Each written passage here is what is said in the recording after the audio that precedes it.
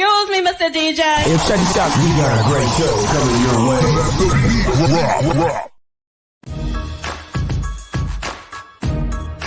From the ECSI Sports Studios, it's the Midday Market Report with Jeff Dawson.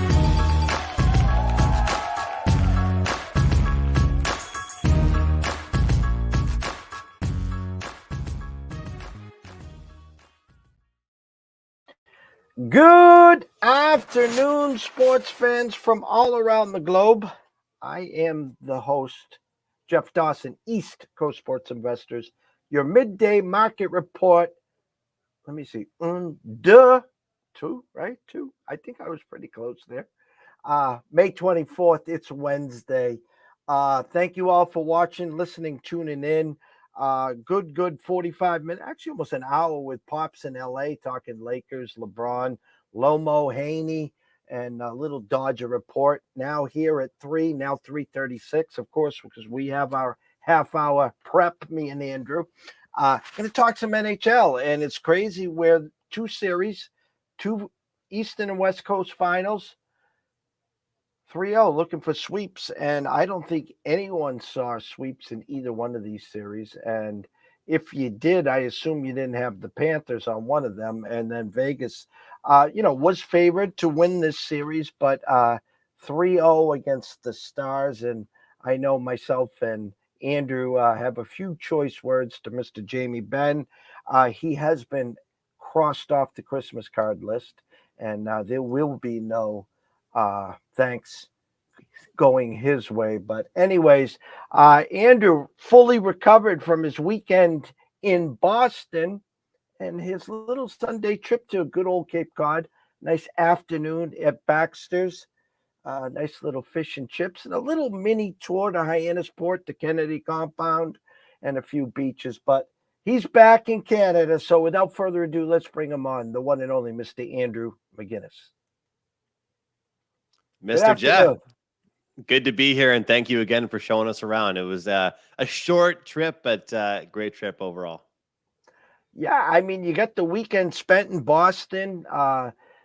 Your better half, I would like to say, Lindsay gets to go to Taylor Swift on Friday, beats the rain. I mean, it was a monsoon Saturday night there. You a nice little stroll on the waters of Boston on Friday night, and then a down day in the rain on Saturday, but make the trip to Cape Cod and back, and then Monday morning jump in the car, little trip to Maine, little shopping, a little outlet shopping, but you're back at home, and I'm glad you made it home safe. Thank you. Yeah, it was great, and a little bit of everything. I mean, you mentioned it. As far as her, obviously it's all about the experience, but she couldn't have asked for a better day to be going to that concert on Friday. Next day, like you said, they got poured on, but I made good use of Saturday in the rain by just being inside and having a few adult beverages, spending my time wisely doing that, having a good time. And then Sunday was great weather to go see you and get a patio and go to dinner. And I'll tell you what, as much as I was the one that was complaining that I'm the kind of guy, stop to get a drink, stop to get a coffee, stop to get a Gatorade, and we keep on going. We stopped in Maine, and I ended up being the one that bought the most things. I was like, no, I don't want to go here. I don't want to go there. Under Armour had a 50% store-wide sale. I called the old man, called my brother, and said, hey, you guys need anything? And they both said golf shorts. So I'm coming through the border with they said, so what did you guys buy when you were away at the border? And none of us really bought anything, but in Maine. So I just said, yeah, I spent $150 on golf shorts at Under Armour. Just got a bunch of different pairs of that. So that was really it for the drive home. But an unbelievable time. And I'll tell you what, I know you and I usually talk the pucks together, but I guess the Celtics just needed me to leave town. They needed me to just get up and go. I'm there for Thursday. I'm there for Saturday. And I couldn't believe it. We're there to see a handful of games, and unfortunately, they couldn't get it done, but they do yesterday, and I was happy to cash a ticket on Miami's team total under. I'll tell you, everybody wants to keep betting on this Celtics team. If I'm going to be betting on them, I'm going to just be betting under on Miami's team total. The recipe is limiting shot counts, I think, for Miami, and I might even do that again. because Miami could still win by going under their team total. But that was my look last night, and I might repeat it again next game. Yeah, if you were wagering on the Celtics, this whole playoffs, it's a simple formula. You bet on them with the spread. They've been favored every game up until yesterday. And at the same bet, then you add the opponent money line. And they've been some big prices. The Celtics either win and cover and blow you out, or they lose outright. And they did that to Atlanta twice. They did that to Philly 3 times, and they've done that now to the Heat 3 times. And the first 2 games at the Garden, I think the Heat were plus 210 and then almost like plus 300 in game 2. So you'd be up a boatload right now if you did that formula. And speaking of boats, when I was on the party boat on the Boston Harbor, beautiful, beautiful time there on the Sunset Drive, puttering around. You wouldn't believe how many people had their phones out, Jeff, and they were streaming the game. Like, I love to hear it. And you want to talk about how we already all knew that everybody bets on sports. It's not, I don't think the legalization was what kicked everything off, but more people have the apps on their phone. And being someone in the industry, it's music to my ears when I hear people next to me. Yeah, I've got them on the points. No, I took the live second half. I took this. So where there's loud music playing, a DJ up top, and I'm looking around the boat and I see 6 or 7 people with their phones, head down, watching the Celtics play on the boat. So I wish I was a part of a win. I wish I could have been in that city when the team won versus being in a bar and seeing all these disappointed and sad faces. But it was pretty cool to see everybody talking about betting and watching the game on their phone. I know we do a show at least once a week. I know I've started our hockey talk with this. I have to start it again. 3-1 Bruins up on the Panthers. Game 5, game about to go to overtime. And I think it was Marchand steals the puck and Bob makes a pad save. They go to overtime and the Panthers win 4-3, whatever the score was, 3-2 then. I think it was 4-3. And then they go back, shootout, first 1-6 wins in game 6. And then, of course, we know the outcome of game 7. In come the mighty Leafs with home ice advantage, who is now the Stanley Cup favorites. And Panthers take them out in 5. Now Hurricanes, minus 135, the opening number. We get the Panthers plus 115. Again, home ice. Panthers win 2 games there. Kachuk just wins the game, says, come on, boys, let's go. Gets right out. That is so amazing. And then it was a pick 'em. It was a pick 'em in game 3. Hurricanes outshoot them 31-17, I think the number. One late slashing penalty. Panthers get on the power play 25 seconds later, 1-0. Thanks for playing. Now looking for the sweep tonight. President's Cup last year, swept. Thanks for playing. 1 game away from the cup. Can you even? Is this like Hollywood? It's crazy. It's unbelievable. And you look. I'm happy you mentioned the President's Trophy, right? Because it's not like this team was bad for years and this came out of nowhere. They were unbelievable last year. I want to give a lot of credit to Paul Maurice, the head coach of Florida, because everyone's talking about Cassidy and DeBoer and Brendan Moore. I really feel, Jeff, that Paul Maurice has been the least talked about coach in the playoffs. And you look at what he's been able to do to a Florida team that, let's face it, last year during the regular season and playoffs, if they won a game, they had to score 4 or 5 goals to win that one. They were giving up 2 or 3 on the other end. And now I love using this saying, Florida has beaten Carolina at their own game. They are beating the team and using the strengths that they have against them. Oh, yeah, you guys like to win 1-0 games? We can do that too. And that's what they've done. Jeff, they have scored 6 goals in this series so far, the Florida Panthers. If you would have told me that before the series, I probably would have been betting more on Carolina, right? So when I look at this, there's so much to take a look at. Number one, I want to say this. People forget, Bobrovsky makes $10.5 million a year. he makes the same amount of money as Carey Price makes or made when he was playing. So I know he wasn't playing well, but he's expected to be good. Alex Lyon brought them to the dance. He got tired, and Bobrovsky tagged in.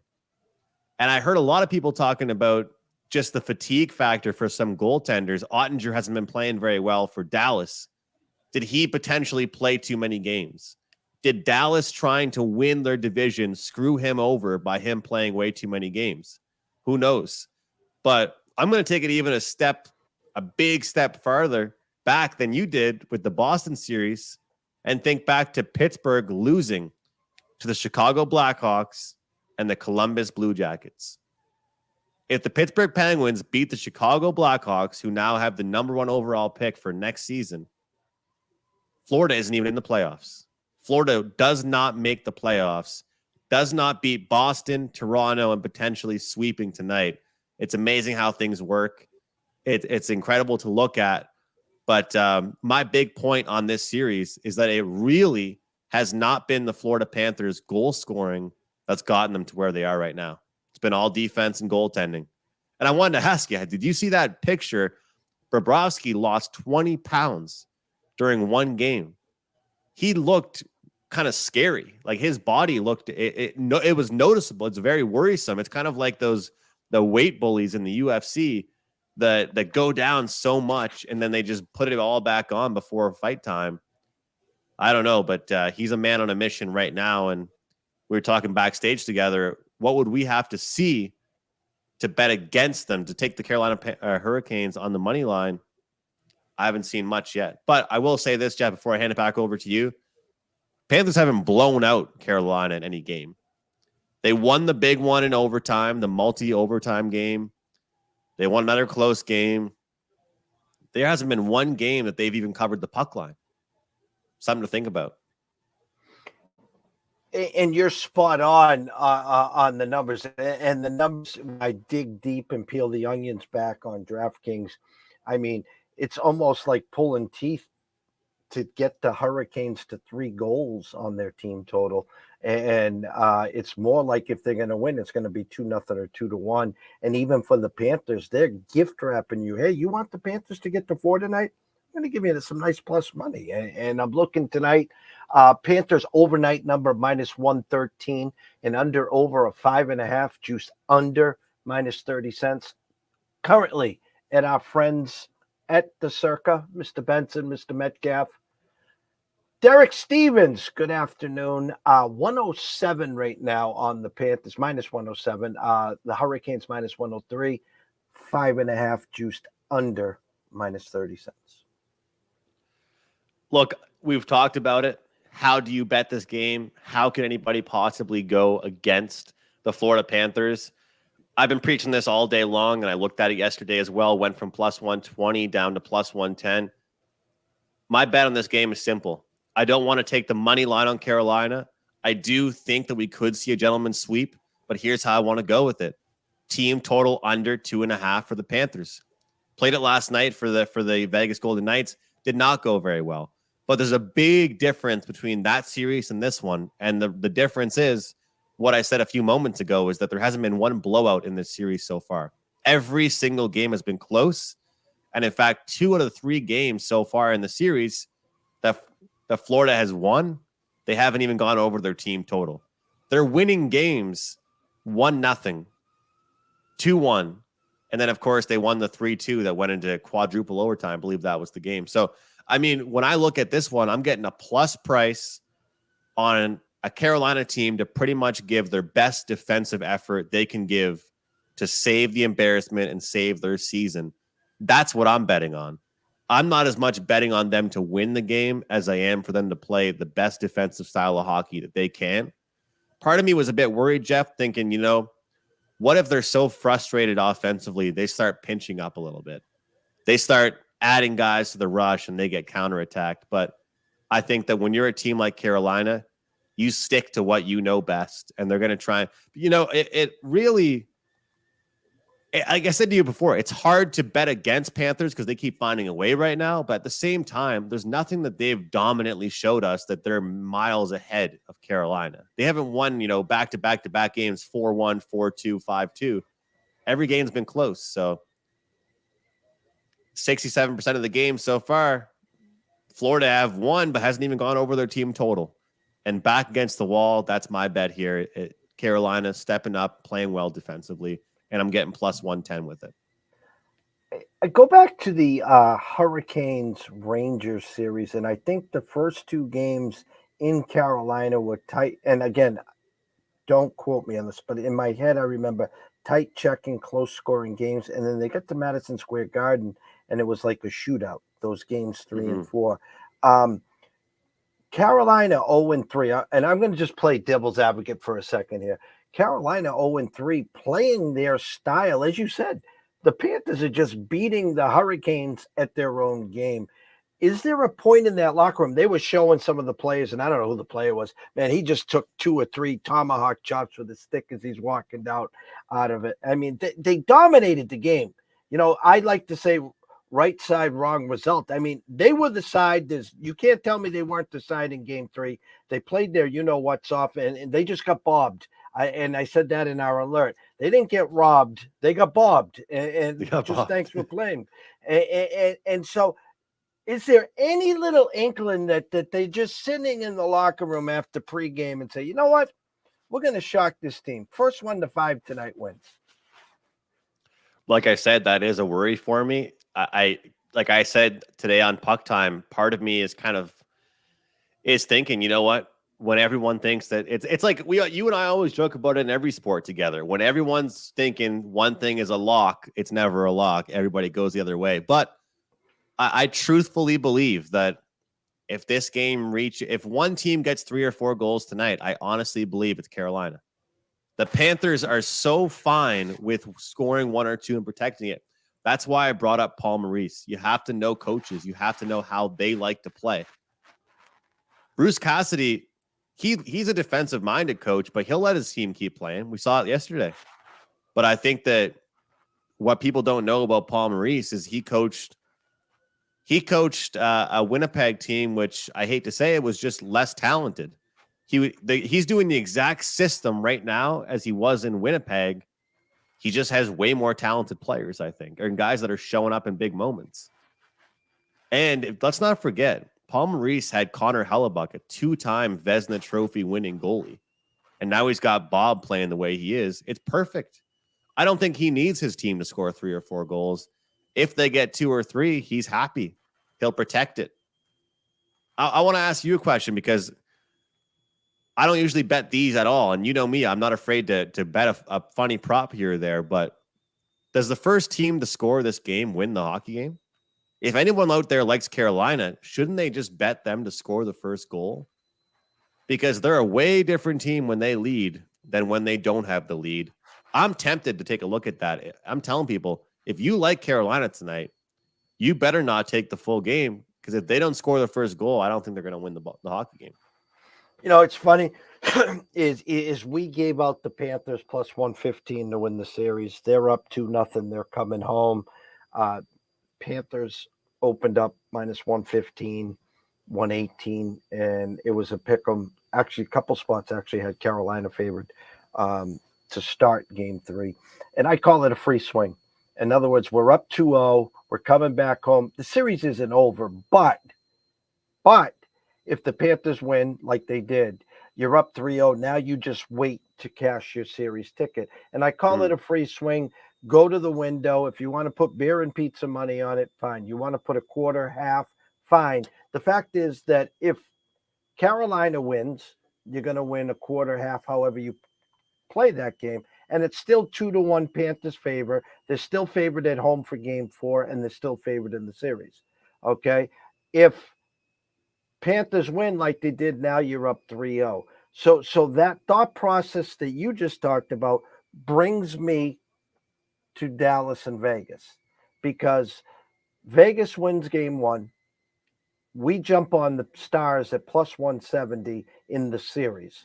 We don't take them in game 2. We just take them to win the series now at plus 170. They lose up 2-1 late, give up a goal at the 17-minute mark, and then a minute in, thanks for playing, 3-2, we're going back home. Now, you and I talked via text, however it was, and we thought, geez, you're going to give us plus 150 on minus a half goal first period. We've seen what Dallas does at home. We know their backs against to the wall. I hate to replay the first 5 minutes. I don't know what Jamie Benn was thinking, because he wasn't thinking. The game was lost in the first 5 minutes last night. If anybody wants to blame Jake Ottinger, I'll show him the door, because you can't let your goalie get a good start by taking a 5-minute major penalty. And it's not like it really matters what the major was, Jeff, but it's not like it was some big hit even that was questionable. You're trying to get the crowd into it, trying to fire the crowd up. It was literally a cross check. The guy goes down 2 minutes and then boom, does it again just to make sure he got him. Doesn't speak to the media after, wearing the C on his chest. And this morning at the facility says, I was falling down and my stick ran into his face. That is a rough one. I think it's almost a good thing he's not out there next game for them. That's what's pretty tough. But what I will say is, in that series in particular, I'll already tell you, I'll be on the over in that game tomorrow. Okay. I don't think Dallas is going down without a fight. What you talked about for what you kind of the picture you painted for the Carolina players in the locker room, I think that's more applicable to Dallas than it is for Carolina. I think that the whole throw it all at the goalie and first to 5 wins type of mentality, I don't think Dallas has it in them if they come back in this series, or if they even win tomorrow, for them to be able to say that, hey, we're going to just try and win a 1-0 game. They're going to allow goals. They're going to have to score them as well. I feel like they recognize that, and they're going to have to really step it up. Roope Hintz was one of the best players in the playoffs. Can't find him right now on the ice. Robertson can't find him. Some of these key guys, Miro Heiskanen. I saw some guys calling him Zero Heiskanen because he's getting 0 points every game. So it's tough, but I feel like we could see in that elimination game some goals tomorrow night. But very shocking, and I'll tell you what, it would be crazy to see a Florida and Vegas finals. And as much as I'm cheering for some of the Canadian players on Vegas, I'll be cheering for Florida. I've got something about the expansion team. You know why? I hate that Vegas was good the second that they started. I don't know. Maybe I'm just an angry person, but I don't think I am. I just don't want, every team has to go through it. I'm not even I'm a Canadians fan. I'm cheering for all the Senators, even the Leafs. I was like, come on, let's get a Canadian team in here. Some of these teams have to go through it before they can win it. So for them to make their second Stanley Cup final visit, and since they've been a franchise, would be crazy. But hats off to the GM. Go back to the Seattle series, and I'm watching Seattle and the Stars, and I'm just watching two teams. I remember that first period in game 4 or 5, whatever it was. I think there was like 5 goals scored. It was insanity. It was just like bing, bang, boom, bing, bang, boom. And Dallas just dug deep. And listen, hats off to Seattle, the Kraken. Amazing year, amazing run. But I just thought, because they went through the Avs as well. So I'm like, the Stars were battle tested, ready for this. And we talked about backstage, Ottinger versus, Hill, or the goalie angles in this series. And they never were in game 1, but they controlled game 2. They didn't blow them out, but they had the lead the whole time. And it's like, go back to the Bruins. They were one stop away. Ullmark was with, less than a minute to go. Instead of getting to overtime, they'd be still well, obviously they would have got through that series. And the same with Dallas. Game 3 is so much different if it's 1-1 coming back home and Jamie wants to do some WWE because he doesn't feel like playing. I get that. But is it more on the upstairs from Vegas, the coaching, the game plan? Because they've just made the Stars team look like, what are you doing in the playoffs here, guys? And, they have a lot of players, Jeff, I would say that, like, they don't get me wrong. They picked up the Jack Eichel of the world. They've got Mark Stone, but they also have all kinds of players that I feel like people don't talk about that much. And I love using that because it's true. I think that you ask an average hockey fan, they can't name their bottom six. They can't name probably the third line. Nobody wanted Ivan Barbashev. He won a cup with the St. Louis Blues, right? Like there's a lot to say about these players and just how they work. And they're also the least penalized team in hockey. So, first of all, they win games 5-on-5. You give them power plays, they'll make you pay. They're just I think the word I would use to describe the Golden Knights is mature. Besides that Pietrangelo slash, I haven't really seen anything crazy out of the Vegas Golden. Like if you told me somebody cross-checked somebody in the head on the ground, I probably would have told you somebody on Dallas did that. It wasn't anybody on Vegas. And when it comes down to it, it's really important to look at. It's like an NBA player that's so talented but always gets in foul trouble. That's really what the Dallas Stars seem to be right now. So think back to their series against Minnesota. That was penalty filled, and yet they were able to come out on top. But Vegas, it is just wild. It's just crazy to me. Denver, LA Lakers, Miami, Celtics. Florida. Do they just want us to get into the dog days of baseball faster? I want to bet on some hockey. I want to bet on some NBA. I'm not ready for just MLB. CFL is still a few weeks away, but here we are. So, and also, Jeff, actually, you know what? I haven't even checked yet because usually I start doing my props around this time. I know that the number is going to be inflated. We both know this. But at 30.5 minus 125, it's very, very hard to argue the over on Bobrovsky saves. Wouldn't you agree? 30 and he had 31 on game 3, 31-17. I think just my gut.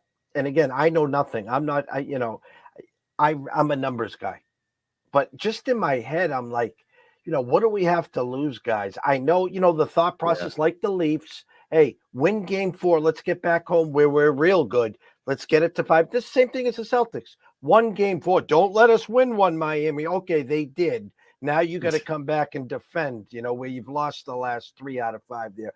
But my point is, I think you're going to see a full-out explosion by the Canes.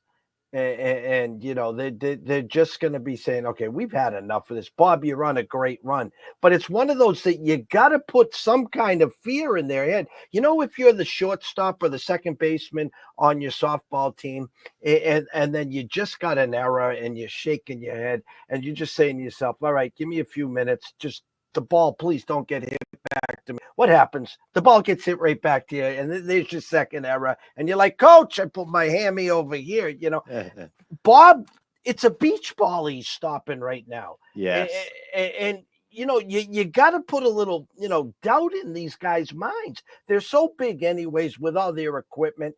And when you're just stopping everything, you feel invincible. You're in the zone.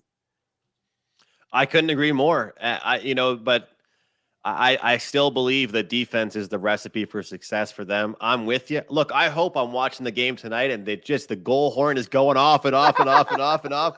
I just hope it's not for Florida, Jeff. That's for sure. With the bet that I've looked at, and I still, you got to learn from your mistakes. But I still might do what I did last night for Carolina, because as long as nobody tries to slash someone's head off again, I can get some 5-on-5 hockey and take the first period as well for Carolina. I stand by it that as much as I like the team total under for Florida, the first team that scores tonight wins the game. That first goal is more crucial than it's ever been, I think, for Carolina tonight. So it's really important. Heavy shot counts, throwing everything they possibly can at the net.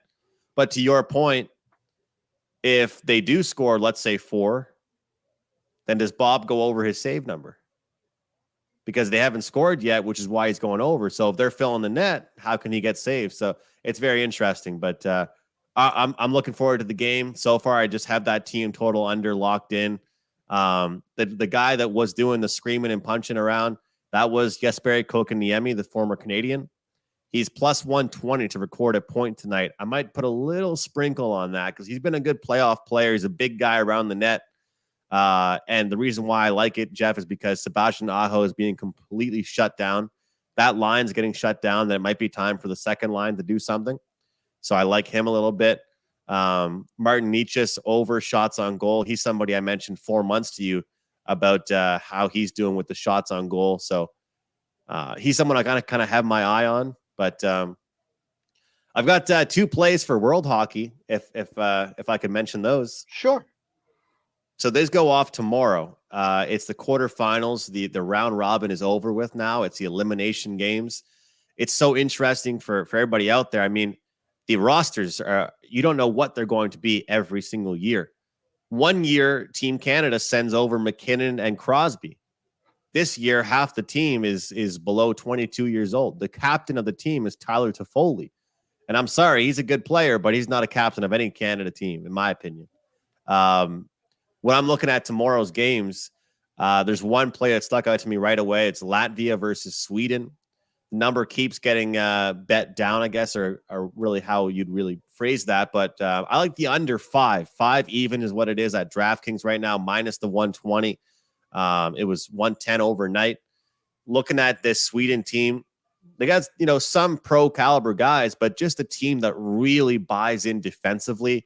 And I look at some of the games that Latvia played well in because they have improved Latvia at this world stage, but they're beating Kazakhstan and Slovenia, those teams that might not be really well known for their hockey. And now when you go ahead against a team like Sweden that really shuts it down, they play pretty much the same way the Panthers and Hurricanes play. They get one goal and they'll protect it like it's a newborn child. That's what I expect tomorrow. I talked to you about how I expect in the NHL the games to start at low scoring at the start of a series and really get higher at the end. IIHF World Hockey is the complete opposite, where the round robin games are usually higher scoring, and the second the games mean something, these teams start to try again. It's almost like the All-Star game in the NBA. When there's 3 minutes to go in the game, the guys say, hey, let's play some defense. That's what I kind of feel like this World Hockey Championship is like. So we've got Czech Republic taking on USA, Germany, Switzerland, Latvia, Sweden, and Finland, Canada. And taking a look at the futures, I will say Sweden is probably still my team that I like. Taking a look at Finland versus Canada, this is kind of what I would say. I mean, if I'm looking at the numbers, I'd say there's value on Canada, but I don't really want to play it. I probably would look towards the under in that game as well. Finland's the right side, but I don't like the minus 130. I was hoping the books would open up Canada just as a little bit shorter of a dog or even favorites, just knowing people would love to bet on Canada. That's not the case. Their team's pretty weak. They lost to Norway in a shootout the other day. But they did get the job done a couple days ago. But when I'm looking at this, 2 plays I like Sweden, Latvia under the 5 at minus 120. And I'm taking a look at Switzerland and